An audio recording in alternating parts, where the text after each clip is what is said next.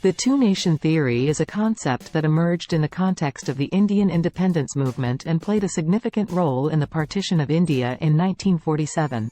It was primarily advocated by the All India Muslim League, led by Muhammad Ali Jinnah, who later became the first Governor-General of Pakistan. The theory posits that Hindus and Muslims are two distinct nations with separate religious, cultural, and historical identities, and therefore, they cannot coexist peacefully within a single unified state.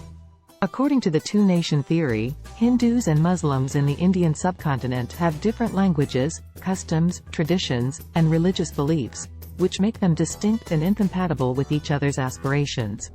Advocates of this theory argued that Muslims needed a separate nation to safeguard their rights and preserve their distinct identity.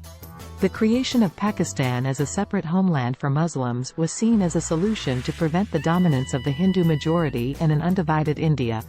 The theory gained prominence during the negotiations for Indian independence and ultimately led to the partition of British India into two separate nations, India and Pakistan.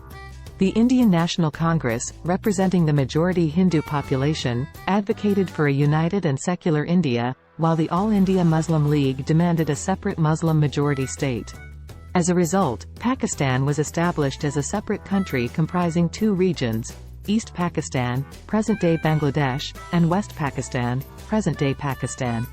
It's important to note that the two-nation theory has been a subject of debate and criticism.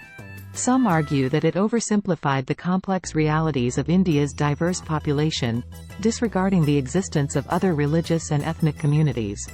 Others contend that it created the basis for the communal tensions and violence that accompanied the partition, leading to mass migrations and significant loss of life. After the partition, the two-nation theory served as an ideological foundation for the creation of Pakistan as an Islamic state.